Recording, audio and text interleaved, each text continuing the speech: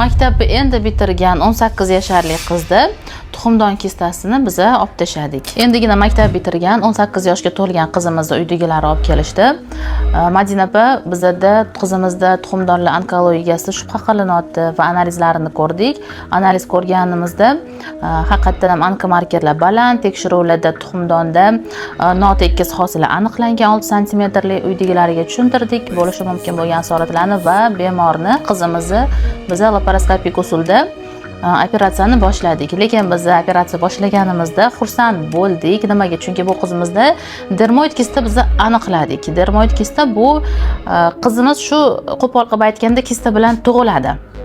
Dermoid kista embrional vaqtida hujayralar bir-biridan bo'linayotgan vaqtda tuxumdonga boshqa hujayra soch, tirnoq, yog' hujayrasi tushib qolishi mumkin va organizm o'zini himoya qilish maqsadida uni kapsula bilan, qobiq bilan o'raydi. Va bu qiz o'sgan sari u kistaning ichidagi soch tolasi, yog' hujayralari, tish, tirnoqlar o'sishni boshlaydi qiz bilan birga. Ultratovush tekshiruvida esa shunaqa hosila aniqlanadi.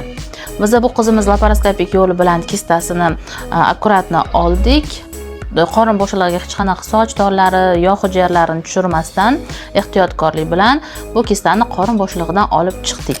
Operatsiyadan keyin bemorni qizimiz uydagilari ham xursand bo'lishdi. Operatsiya chiroyli o'tganidan biz xursand bo'ldik.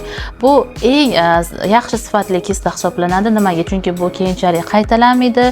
Qizimizni ertaga homilador bo'lishida boshqa asoratlari bo'lmaydi.